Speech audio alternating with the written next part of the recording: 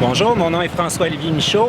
Je suis agent de développement au service des communications à la ville de Saint-Eustache. Je suis présentement en compagnie de M. Pierre Charon, qui est le maire de la ville de Saint-Eustache.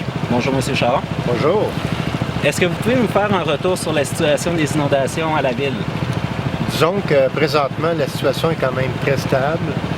L'expérience qu'on a vécue en 2017 nous a fait en sorte qu'on s'est ajusté, on s'est mieux équipé, on s'est mieux préparé, on a été beaucoup plus préventif cette année.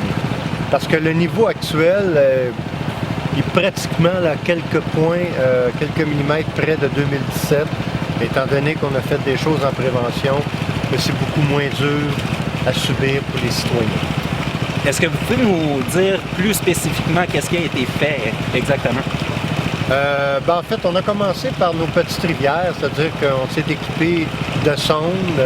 Nous sommes en télémétrie aussi pour être capable de toujours faire une bonne lecture. Certains points chauds, rue Grondin, Boileau, etc., on a installé des digues et on a installé des pompes au cas où. Mais les petites rivières, ça s'est replacé quand même rapidement, mais on ne voulait pas prendre de chance. Là, on est pris avec la rivière des Mille-Îles. La rivière des Mille-Îles, on a tout mis en place, qu'est-ce qui était possible. On a 2 centres de dépôt pour des sacs de sable pour les citoyens. Nous avons une équipe à la ville, travaux publics, pompiers extraordinaires et des bénévoles qui ont accompagné le tout. OK. Est-ce que vous pouvez parler vraiment du matériel qui a été mis à la disposition des gens, sacs de sable? Je sais que vous en avez glissé un mot, mais plus en détail. Au niveau du matériel, d'abord, on a fait l'acquisition de barrières pour faire une digue. En fait, ce sont des barrières qui se gonflent avec l'eau qui arrive. Ça, on a ça. C'est sûr que les sacs de sable, on avait 35 000 sacs de disponibles et on en a même acheté 2 autres fois de 20 000 cette année pour être sûr de ne pas en manquer.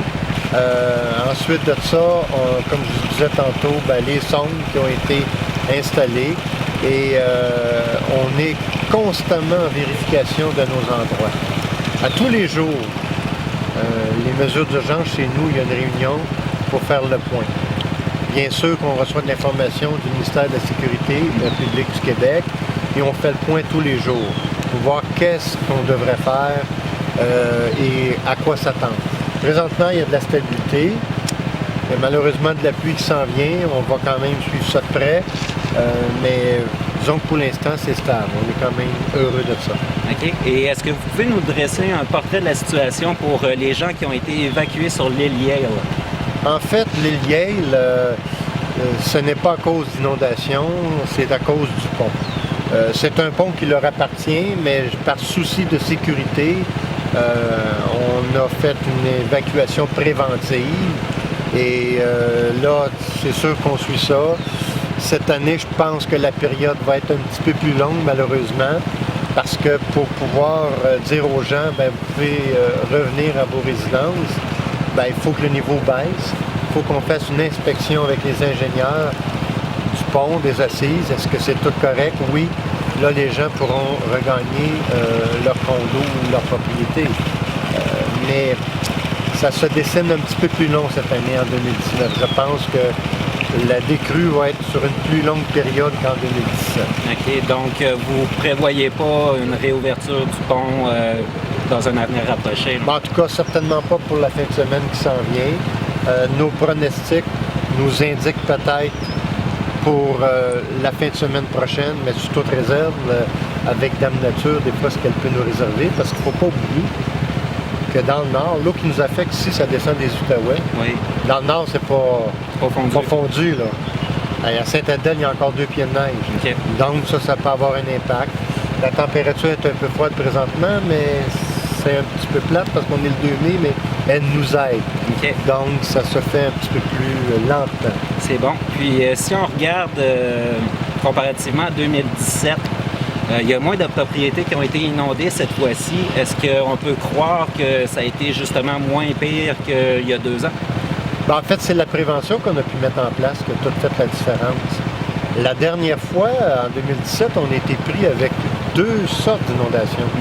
On a eu au début du mois d'avril nos petites rivières et des rues comme Grondin, Paquette, Boileau, etc. Et après ça, la rivière des Mille-Îles. Mais on avait un petit peu moins d'équipement. Bon, là, on s'est mieux équipé, donc je pense qu'on fait face. On était vraiment très, très préventifs. OK. Et est-ce que vous croyez que le pire est derrière nous? Ben, je vous dirais que je le souhaite de tout cœur. Je pense qu'on a passé la semaine passée une période critique parce que les niveaux augmentaient. On a eu moins de précipitations que prévu, donc c'est ça qui fait qu'on a une baisse, une légère baisse présentement. Je le souhaite de tout cœur. Est-ce que vous prévoyez un rétablissement de la situation à court ou à moyen terme?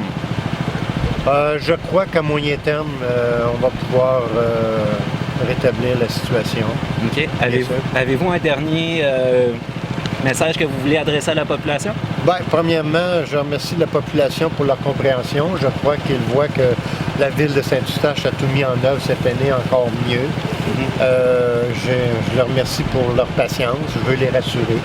Je vais en profiter pour remercier le travail très, très professionnel de nos équipes. Que ce soit les gens qui sont aux mesures d'urgence, les gens techniques, services du génie, travaux publics, pompiers, policiers. Un travail remarquable qui a été fait à date, mais surtout accompagné de beaucoup de bénévoles. Et ça, moi, l'autre jour, je me suis rendu au dépôt, la caserne sur la 25e avenue, un endroit où on a un dépôt de sable, et de voir à peu près une cinquantaine de personnes, 60 personnes qui travaillaient pour aider leurs concitoyens d'une façon très généreuse. Ben, je les remercie vraiment. Ils font partie du succès de cette année, bien sûr, et franchement, on ne peut passer à côté de leur implication. Et justement, pour les personnes qui veulent donner un coup de main aux sinistrés, avez-vous des conseils à leur donner? Bien, en fait, c'est sûr qu'à la ville de Saint-Eustache, on prend les noms des gens qu'on pourrait avoir de besoin.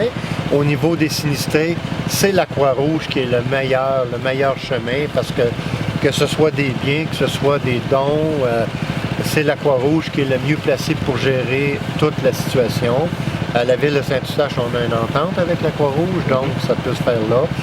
Et bien sûr, je pense à nos voisins, pas tellement loin, malheureuse situation, Sainte-Marthe-sur-le-Lac.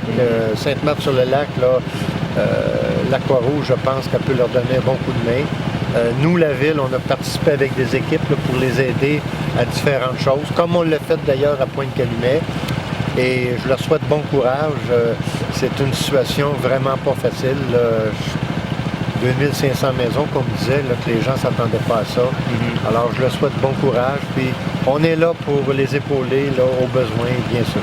OK. Donc, un gros merci, M. Charon. Merci beaucoup. Bonne journée et merci à tous et au plaisir. Au revoir.